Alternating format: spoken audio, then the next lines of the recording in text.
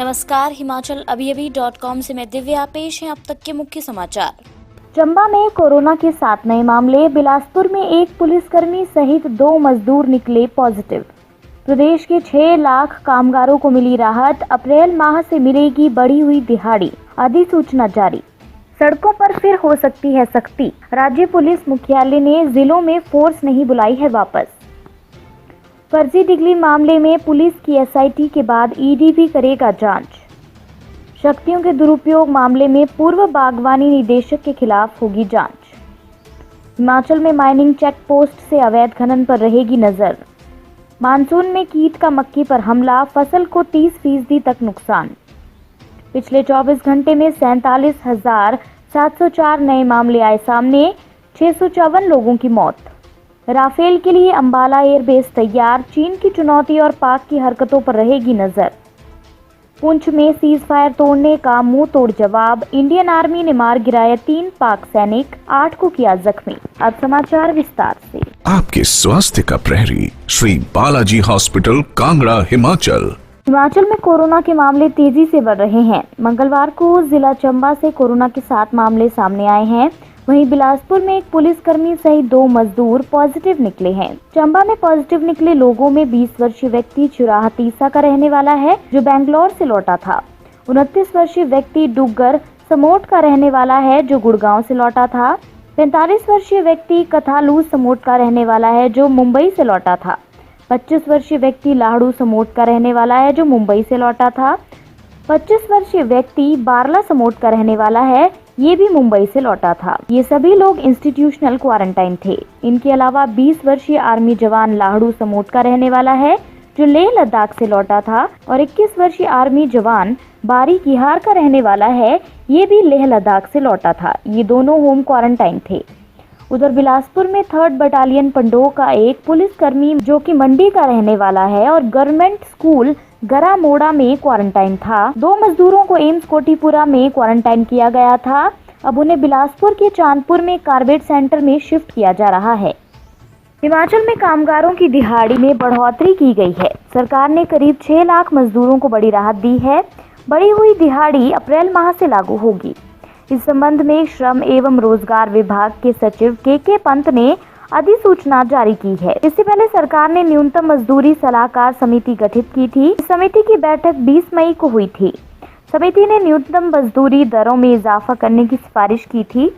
इन सिफारिशों को सरकार से स्वीकार कर लागू कर दिया गया है। अब अकुशल मजदूरी दर प्रतिदिन 275 रुपए और 8,250 रुपए मासिक होगी। अभी 250 रुपए है। अर्धकुशल और 992 रुपए प्रतिदिन और महीने में 8,760 रुपए मिलेगी। अभी इस श्रेणी के मजदूरों को 265 रुपए दिहाड़ी मिलती है। कुशल कामगारों की दिहाड़ी अब 319 रुपए और 9,575 रुपए मासिक हो गई है। मौजूदा समय में ये दिहाड़ी 992 रुपए है। ऐसे कामगारों की संख्या लाखों में है। सड़कों पर पुलिस की मूवमेंट फिर बढ़ सकती है। कोरोना के बढ़ते मामलों के मद्देनजर अभी तक राज्य पुलिस मुख्यालय ने जिलों से फोर्स वापस नहीं बुलाई है। पुलिस बल की कभी भी दोबारा तैनाती की जरूरत पड़ सकती है। अभी पॉजिटिव केस बढ़ने बंद नहीं हुए तो कर्फ्यू जैसे हालात निर्मित होंगे। प्रदेश सरकार ने दोबारा लॉकडाउन लगाने के संबंध में जनता के पहले ही सुझाव मांग लिए हैं। जनता की राय लॉकडाउन के पक्ष में है। सरकार की इस कसरत से लोग मन बना चुके हैं। अब कभी भी लॉकडाउन और कर्फ्यू लग सकता है। मार्च के अंत में लॉकडाउन से राज्य पुलिस ने प्रदेश भर में 15,000 पुलिस जवान कोविड-19 रोकथाम की ड्यूटी में तैनात की थी। लेकिन जैसे ही लॉकडाउन हटा, पुलिस की मूवमेंट सड़कों पर कम हो गई। पुलिस कर्मियों को वापस थानों, चौकियों या बटालियनों में लगाया गया। 3,000 से अधिक गृह रक्षक भी जिलों में पहले की तरह तैनात हैं। सोलन स्थित मानव भारती विश्वविद्यालय के माध्यम से देश भर में आवंटित हजारों फर्जी डिग्री के मामले की जांच अब ईडी भी करेगा। ईडी मनी लॉन्ड्रिंग के एंगल से जांच करेगी। डिग्रियों से कमाए पैसे का इस्तेमाल कहां-कहां हुआ, इसकी हर पहलुओं से गहन पड़ताल हो सकेगी। सूत्रों के अनुसार केंद्रीय जांच एजेंसी के क्षेत्रीय कार्यालय शिमला ने पुलिस से रिकॉर्ड तलब किया है। इसमें सोलन के धर्मपुर थाने में दर्ज मामलों का ब्यौरा मांगा गया है। सोलन पुलिस के विशेष जांच दल को सहायक निदेशक की ओर से पत्र लिखा गया है। इस पत्र में जो भी सूचना मांगी गई है उसे जल्द ही ईडी को मुहैया करवा दिया जाएगा। अभी इस केस की जांच हिमाचल की एसआईटी कर रही है। एसआईटी आगे भी जांच करती रहेगी, ईडी की कार्रवाई अलग से चलेगी। हिमाचल के बागवानी सचिव ने विभाग के पूर्व निदेशक के 3 माह के एक्सटेंशन काल में लिए गए फैसलों की जांच शुरू कर दी है। निदेशक पद पर रहते हुए शक्तियों के दुरुपयोग के आरोप इन पर लगे हैं। गत 31 मार्च को निदेशक रिटायर हुआ और कोविड-19 के कारण 3 माह एक्सटेंशन दिया गया।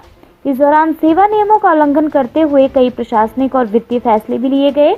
यही नहीं, बागवानी विभाग के पूर्व निदेशक के खिलाफ लगे आरोपों की जांच का मामला विभाग की रडार में भी आ गया है।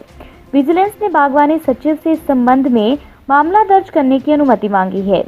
बागवानी सचिव ने बागवानी विभाग के पूर्व निदेशक के सेवा विस्तार के 3 माह के दौरान लिए फैसलों को पुनः समीक्षा करने के निर्देश विभाग के मौजूदा निदेशक को दिए हैं। अन्य समाचार ब्रेक के बाद।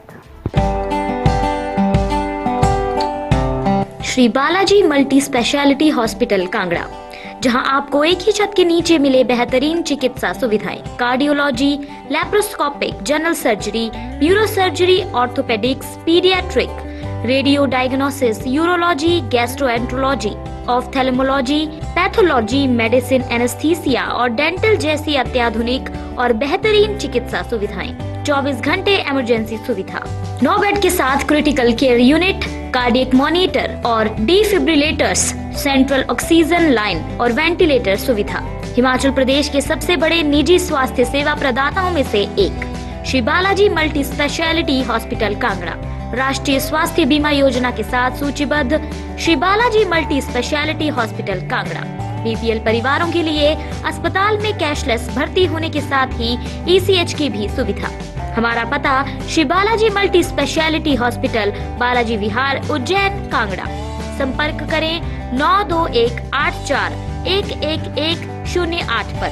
Shri Balaji multi speciality hospital Kangra.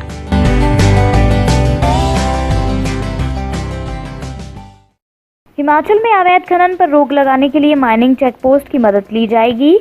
इन चेक पोस्टों पर खनन विभाग के साथ साथ पुलिस के कर्मचारी तैनात होंगे। वैसे तो सीएम जयराम ठाकुर ने इस माइनिंग चेक पोस्ट को गठित करने के लिए विधानसभा में घोषणा की थी, लेकिन अभी तक इन पोस्टों का निर्माण नहीं हो सका है। अब उद्योग विभाग में अतिरिक्त मुख्य सचिव राम सुभग सिंह और पुलिस महानिदेशक संजय कुंडू के कार्यभार संभालने के साथ ही उन्हें स्थापित करने को लेकर कवायद शुरू हो गई है। हाल ही में डीजीपी ने अतिरिक्त मुख्य सचिव उद्योग से इस संबंध में पत्राचार कर पोस्ट के गठन के लिए अनुमति मांगी थी।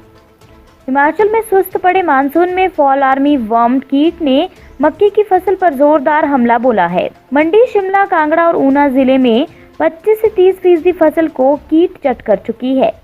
किसानों में हड़कंप के बीच कृषि विभाग ने एडवाइजरी के साथ अलर्ट जारी किया है। कृषि विभाग के उप निदेशक डॉक्टर अतुल डोगरा ने कहा कि कम बरसात होने से कीट ज्यादा एक्टिव हैं। अब तक ऊना में ही 25.65 करोड़ रुपए का नुकसान आंका जा चुका है। ये कीट तितली मौत के रूप में पौधों के निचले पत्तों पर अंडे देता है। अंडों से निकली सुंडियां पौधे को अपना खाना बनाती हैं। पत्तों को खाकर उनमें समानांतर चलने वाले लंबे लंबे छेद बनाती हैं और बाद में पूरा पत्ता खा जाती हैं। कृषि विभाग ने किसानों को एम-मिक्टीन बेंजोएट 5 SG 0.4 मिलीलीटर प्रति लीटर पानी या फ्लूवेंडामाइड 480 SC 0.4 मिलीलीटर प्रति लीटर पानी या क्लोरेंट्रनिलिप्रोल 18.5 SC 0.4 मिलीलीटर प्रति लीटर पानी या स्पाइनोसेट 0.3 मिलीलीटर प्रति लीटर पानी का छिड़काव करने की सलाह दी है। देश भर में कोरोना पॉजिटिव मामलों की कुल संख्या 14,83,157 हो गई है, जिनमें से 4,96,988 सक्रिय मामले हैं। 9,52,744 लोग ठीक हो चुके हैं या उन्हें अस्पताल से छुट्टी दे दी गई है और अब तक 33,425 लोगों की मौत हो चुकी है। केंद्रीय स्वास्थ्य मंत्रालय की ओर से जारी आंकड़ों के मुताबिक 24 घंटे में 47,407 नए मामले सामने आए हैं और 654 लोगों की मौत हो गई है। पिछले 2 दिनों में लगातार एक दिन में 5 लाख से अधिक कोरोना परीक्षण किए जा चुके हैं। 26 जुलाई को देश में कुल 5,15,000 नमूनों का परीक्षण किया और 27 जुलाई को कुल 5,28,000 नमूनों का परीक्षण किया गया। राफेल के लिए अंबाला एयरफोर्स पूरी तरह से तैयार है। इस लड़ाकू विमान के लिए एयरबेस विशेष प्रबंध किए गए हैं। राफेल के आने से चीन को चुनौती तो पाक की नापाक हरकतों पर नजर रहेगी। राफेल की अंबाला एयरबेस पर तैनाती से एयरफोर्स ही नहीं, सैन्य शक्ति में भी इजाफा होगा। अंबाला से चंद मिनटों की उड़ान भरकर राफेल दुश्मन देश पाकिस्तान और चीन की सीमा पर पहुंच जाएगा। गोल्डन एरो को देश में राफेल की पहली स्क्वाड्रन होने का गौरव मिला है। जिस राफेल पर दुनिया भर की निगाहें टिकी है, वो बुधवार को अंबाला में तैनात किए जाएंगे। पाकिस्तानी सेना आए दिन नियंत्रण रेखा पर संघर्ष विराम का उल्लंघन करती रहती है। पुंछ में बीती रात भी उन्होंने ऐसा ही किया। चौकियों और रिहायशी इलाकों को निशाना बनाकर गोले दागे गए, लेकिन हमेशा की तरह इस बार भी उन्हें मुंह की खानी पड़ी। भारतीय सेना ने जवाबी कार्रवाई में उनके 3 सैनिकों को मार गिराया और करीब 8 को घायल किया है। इस दौरान उनकी कई चौकियां भी तबाह हुई हैं। जानकारी के अनुसार पाकिस्तानी सेना ने नियंत्रण रेखा पर मेंढर के मेनकोट सेक्टर में 1 घंटे तक मोर्टार दागे। सेना ने मुंह तोड़ जवाब दिया तो दूसरी तरफ से गोलीबारी थम गई। रात करीब 10 बजे पाकिस्तान की ओर से मेंढर सेक्टर में दोबारा गोलीबारी शुरू कर दी गई। जवाबी कार्रवाई में पीओके में हाजी पीर, छंब तथा रख चिकड़ी सेक्टर में पाकिस्तान को भारी नुकसान उठाना पड़ा। इसी के साथ ये बुलेटिन यहीं समाप्त होता है। अगला रेडियो बुलेटिन सुनिए शाम 7:30 बजे। तब तक के लिए नमस्कार। आपके स्वास्थ्य का प्रहरी श्री बालाजी हॉस्पिटल, कांगड़ा, हिमाचल।